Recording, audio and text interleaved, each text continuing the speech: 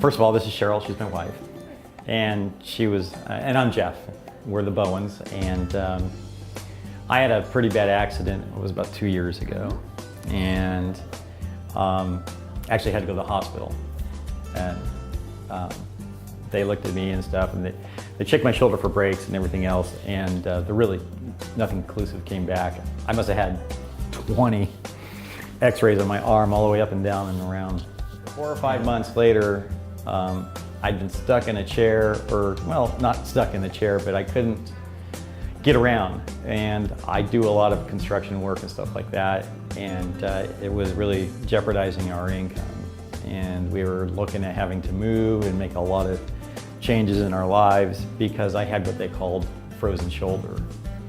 And they, of course, the hospital talked about surgery. Yes, exactly. They wanted to do surgery, and I guess I was open to anything at the time, but I wasn't sure about anything. And then you met Tracy through one of her group, and of course Tracy's husband is John. So I came in and saw John, and when the first visit, I walked in the door, and John came out to the lobby, I guess we call it.